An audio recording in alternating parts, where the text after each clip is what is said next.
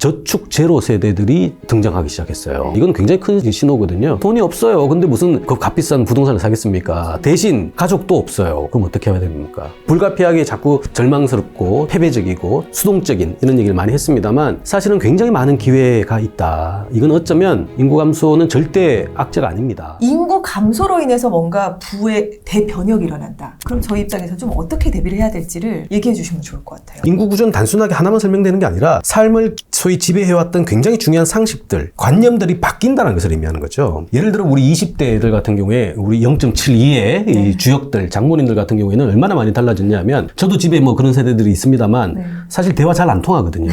같은 한국말을 하는데 도대체 무슨 말인지도 모르겠고. 근데 그 친구들이 고객이에요. 그럼 어떻게 할 겁니까? 당연히 바꿔야죠. 문제는 현장에 있고 당사자에게 있는데 이제 그런 자세를 놓고 본다면 간단해집니다. 지금 20대가 0.7이다. 아까 미래가 없다는 표현을 했습니다만 저축 제로 세대들이 등장하기 시작했어요. 저축이 제로다. 이건 굉장히 큰 신호거든요. 결국 미래와의 편익과 현재의 고통을 감내하지 않겠다라는 그 새로운 유형들이 등장한다는 것은 이 친구들이 소비 결정과 관련돼 있는 마인드가 바뀌었다는 것을 의미해요. 그렇죠. 가족도 결성하지 않으니 당연히 집도 안 살 거고요. 소위 미래가 없는데 주식을 사면 뭔가 깝깝할 것이고요. 가장 중요한 건 그냥 현실에 만족할 수 있는 방식이 없을까라는 거예요. 자, 그렇게만 생각하면 얼마나 답답합니까? 단적인 게 아마 자동차 시장 같은 거 얘기를 하면 될 거예요. 원래 자동차 시장이 차량 구매의 그 압도적인 1위 그룹은 20대 남성이었어요. 사실 갖고 싶잖아요. 그럼요. 뭐 연애도 하고 싶고 뭐 여행도 가고 싶고.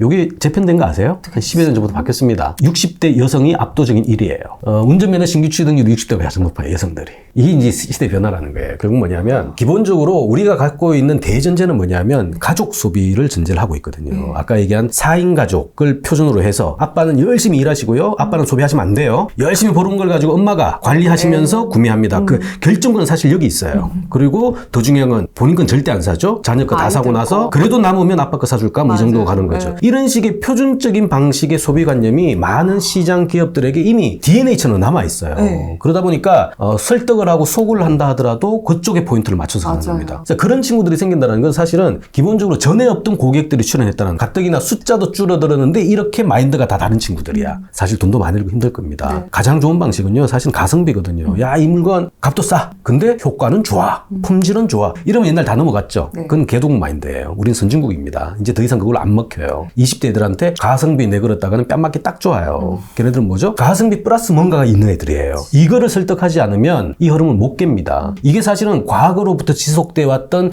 디폴트 값이 변한다는 것을 의미하는 거거든요. 이 20대가 이제 10년 지나면 30대가 돼요. 좀 지나면 40대, 50대, 60대가 됩니다. 우리가 알고 있었던 고정관념을 가지신 분들은 이제 다 퇴장하시는 분들이에요. 근데 왜 우리는 옛날의 모델을 여전히 유효하게 생각하죠? 굉장히 사실은 대전환기에 접어들었다라는 것은 어쩌면 우리의 상상력과 고정관념을 버리는 데서부터 시작할 수밖에 없는 거고 사실 이런 시장이 뭐 국제적으로는 좀 유의미한 이유는 뭐냐면 전 세계가 지금 한국은 테스트베드로 보고 있거든요. 왜냐하면 지네들 애들도 굉장히 까다로워졌거든요. 근데 얘네들은 아직까지는 1.6은 나와준단 말이에요. 근데 우린 0.7이에요. 얘네들도 곧 따라올 거란 말이죠. 이 0.7 상황에서 그러면 먹고 사는 업종, 산업, 시장은 뭘까가 나온다면 얘는 그 선제적 차원에서 추격에 그렇죠. 이득을 누릴 수가 있는 거죠. 우리 사회가 그런 사회예요. 좀 자신감 있게 나가면 이 변화가 위기가 아니라 기회일 수 있고 기회를 추동하고 설계하는 첫 번째 자본주의 국가가 될 수도 있다라는 거예요. 그래서 너무 위기로만 보지 말고 잘 살펴보자. 어차피 여반장이다. 그리고 설사 위기를 할지라도 그럼 그대로 답을 거냐? 아니잖아요. 위기를 극복할 수 있는 뭔가 도전이나 대응을 해야 될 거 아닙니까? 그럼요. 모든 현재는 사실은 전환기예요. 굉장히 중요한 얘기인 것이죠. 왜냐하면 특히나 선진국 사회를 살고 있는데 개도국의 규제, 질서를 강요받는 한국 사회는 훨씬 더 클 겁니다. 자, 그런 점에서 놓고 본다면 인구가 바뀐다는 것은 사실은 이제 생산과 소비 주체가 바뀌는 것을 의미합니다만 더 중요한 건 뭐냐면 양적, 질적 변화를 의미해요.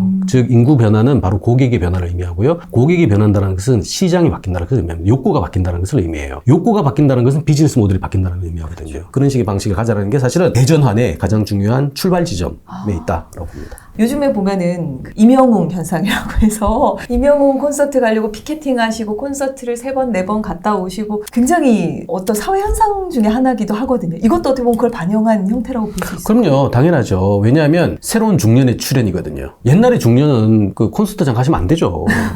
왜 콘서트장 갑니까? 지금 할 일 얼마나 많은데. 그죠? 근데 요즘은 가잖아요.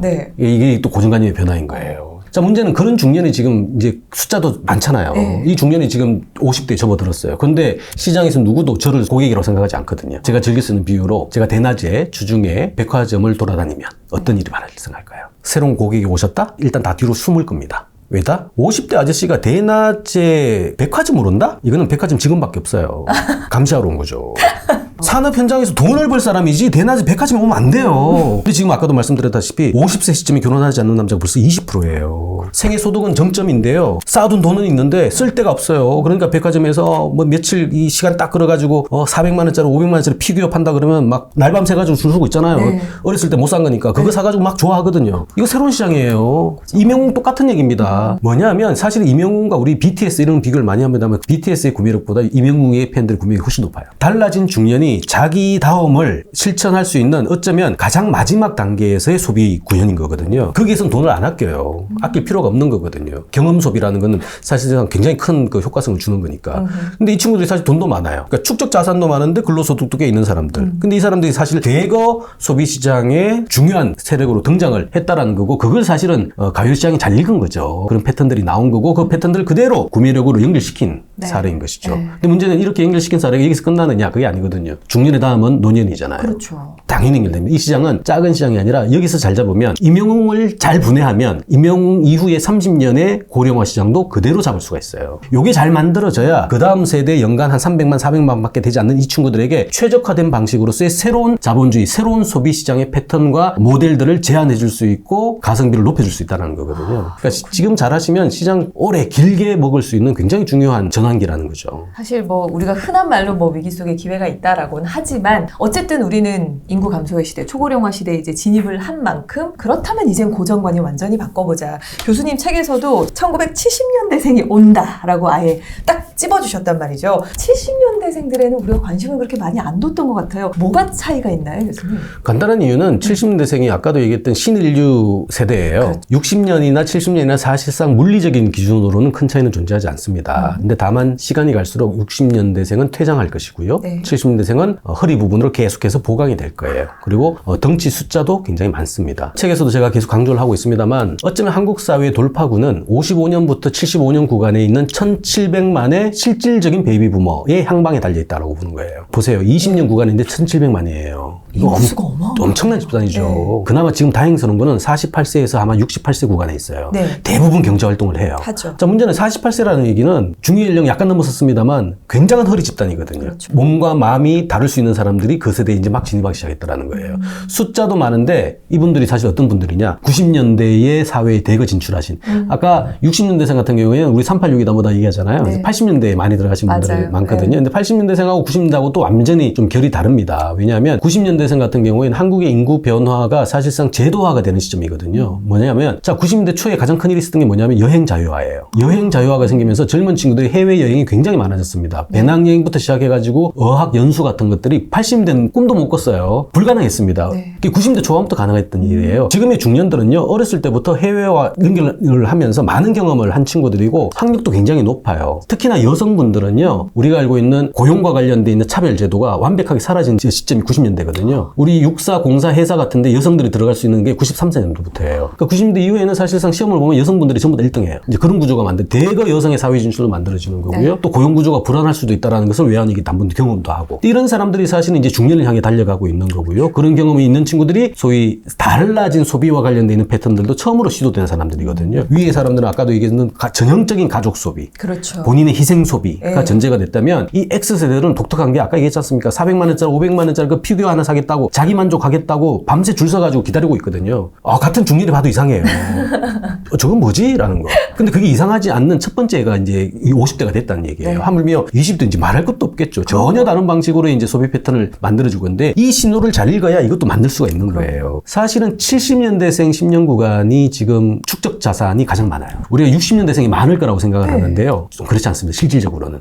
그 얘기는 뒤집어 얘기하면 구매력의 조건들을 갖췄다는 얘기가 되는 거고요. 더 중요한 건 이분들이 좀 있으면 이제 상속 정해받을 거예요. 왜? 그들의 부모들이 80세 넘어서서 이제 돌아가셔야 될 거거든요. 그렇겠네요. 그 돈 만만찮아요. 들어올 겁니다. 아까 얘기한 저축에서 투자로부터 시작해서 각종 규제들, 각종 이 완화들 많이 될 거거든요. 그 상황 안에서 그들의 스톡이 자녀 세대의 플로로 넘어올 거란 말이에요. 자, 이 사람들이 까다로워진 1,700만을 구성하고 있어요. 이 사람들은 제대로 얽혀내면 그 이후 세대 만들어내는 건 시간 문제죠. 근데 이건 그나마 지금은 중년이잖아요. 중년보다 더 파워풀하고 더 기가 막힌 드라마틱한 게 노년이거든요. 노년 시장 전혀 다른 결이 나타날 거예요. 지금까지 우리가 풀지 못했던 흔히 얘기하는 우리 시니어 시장이다 뭐다 하는데 그거 사실 지금까지는 허상이었거든요. 사실 할머니한테 할머니가 부르면 큰일 나거든요. 그럼요. 그냥 언니라고 불러야죠. 네. 똑같은 맥락이에요. 그 언니들을 고려하지 못했던 시니어 산업을 설계하다 보니까 정작 당사자들이 자꾸 떠나는 거예요.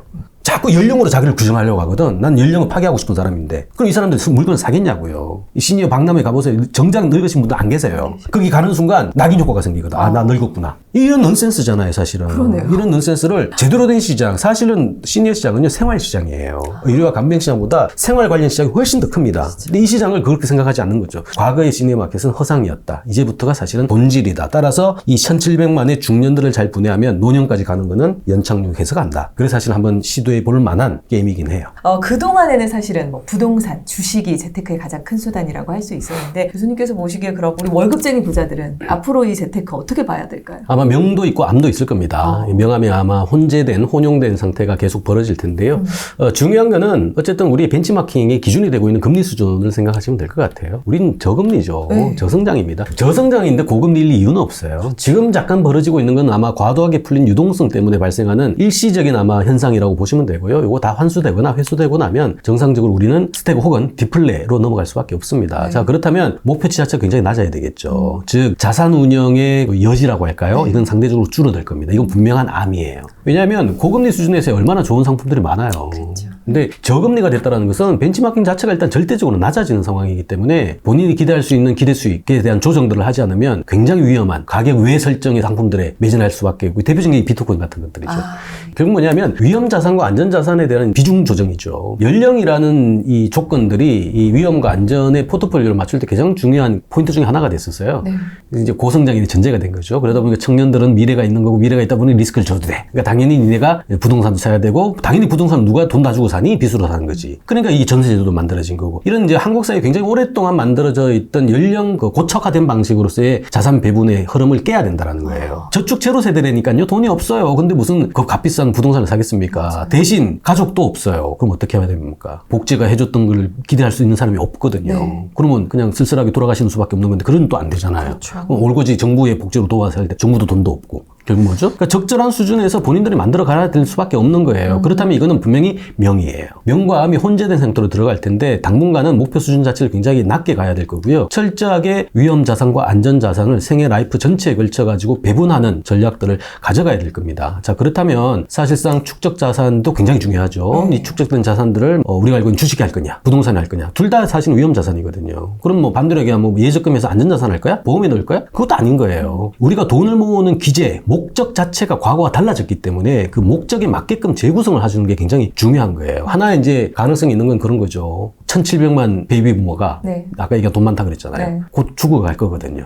그 돈이 밑에 갈 거예요. 네. 그렇다면 굉장한 파워로 이 친구들이 사실은 뭐 불로소득 한판 전쟁이 벌어질 수도 있겠죠. 그렇다면 이거는 또 자산 시장의 큰 동력이 될 수도 있어요. 그렇다면 결국 본인들의 취향보다 사실은 중요한 게 과거의 잣대로 만들어져 있던 고정적인 방식의 배분 전략들은 철저하게 버리는 데서부터 시작해야 된다는 거예요. 어리니까 위험 자산, 늙으니까 안전 자산 아니요. 우리 일본 사례 놓고 보더라도 한차 가지고 누리는 애들 다 75세 이상이에요. 75세 이상이 왜 하겠습니까? 불안하니까 장수 리스크 때문에 하는 거거든요. 장수 리스크가 스톡 자산하고 같이 돌리면요. 정부 정책은 당연히 그 돈들을 돌리는 게 목적이거든요. 그거 안 돌리면 유동성 함정 들어가요. 그 정부 어떤 재정 정책에서도 못 피합니다. 그게 일본의 사례거든요. 그렇다면 이걸 어떻게 해야 됩니까? 결국 기회는 열려 있어요. 지금보다 훨씬 더 많은 구조화 상품이 나올 겁니다. 그 과정 안에서 아까 얘기한 명확한 암을 새로운 명으로 바꿀 수 있는 자신만의 확고한 기준 그리고 포트폴리오의 배분 전략들을 지금부터라도 연습하고 하나하나 실험을 해보셔야 된다는 거예요. 가장 안타까운 거는 어쨌든 그것을 뒷받침해 줄 수 있는 보완 장치로서 가족은 없다라는 거죠. 교수님께서는 사실 인구학이라는 그렇게 익숙한 학문은 또 아니거든요. 또 이 학문을 선택하시면서 저에게 또 어떤 희망을 주시고 싶으신 건지도 좀 궁금합니다. 사실 모든 갈등의 원점은 자원 배분의 문제인 것 같아요. 우리가 사실 자원량이 많으면 싸울 이유가 별로 없죠. 맞아요. 뭐 약간 짜증은 날지언정 자기가 늘어나면 되거든요. 근데 문제는 수축사회 바로 저성장 시대에 접어들었다라는 것은 한정 자원이 계속해서 줄어든다는 것을 의미할 수밖에 없습니다. 있습니다. 특히나 인구가 줄어드는 과정 속에서 성장이 늘지 않으면 당연히 한정 자원은 계속해서 줄 수밖에 없는 거죠. 아까 해외 외신에서 한국 사회를 지금 테스트베드로 보고 있는 이유도 우리 노동 자본이라는 전통적인 방식의 생산 요소의 투입이 비례해서 만들어지는 수혜, 성장의 결과가 아닐 수 있다는 첫 번째 신호가 지금 한국에서 보여주고 있는 거거든요. 그 설명들을 하기 위해서 사실 긴 시간 동안 위기, 악재 이런 얘기를 계속 했던 것 같아요.